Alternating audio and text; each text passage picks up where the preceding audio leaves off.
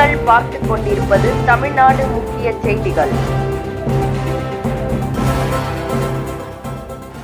வணக்கம்.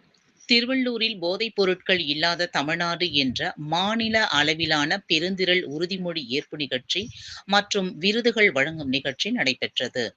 முன்னதாக சென்னை நந்தனத்தில் நடைபெற்ற நிகழ்ச்சியில் துணை முதலமைச்சர் உதயநிதி ஸ்டாலின் அவர்கள் பங்கேற்று துவக்கி வைத்ததை தொடர்ந்து திருவள்ளூரில் உள்ள ஸ்ரீநிகேதன் தனியார் பள்ளியில் வெளிநாடு வாழ் மற்றும் தமிழர் நலன்துறை அமைச்சர் நாசர், திருவள்ளூர் மாவட்ட ஆட்சியர் பிரதாப், மாவட்ட காவல் கண்காணிப்பாளர் விவேகானந்தா சுக்லா மற்றும் சட்டமன்ற உறுப்பினர் வி.ஜி. ராஜேந்திரன், கோவிந்தராஜன், துரை சந்திரசேகர் பங்கேற்று போதைப் பொருட்கள் இல்லாத தமிழ்நாடு என்ற உறுதிமொழியை ஏற்றனர்.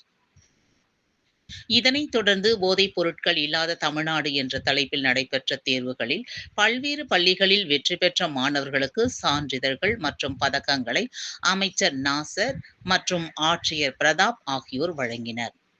அதனைத் தொடர்ந்து நிகழ்ச்சியில் ஸ்ரீநிகேதன் தனியார் பள்ளி மாணவர்கள் போதைப் பொருட்கள் இல்லா தமிழ்நாடு என்ற தலைப்பில் விழிப்புணர்வு நாடகம் நடைபெற்றது. இந்நிகழ்ச்சியில் பள்ளி மாணவர்கள் மற்றும் ஆசிரிய பெருமக்கள் உள்ளிட்ட ஏராளமானோர் கலந்து கொண்டனர்.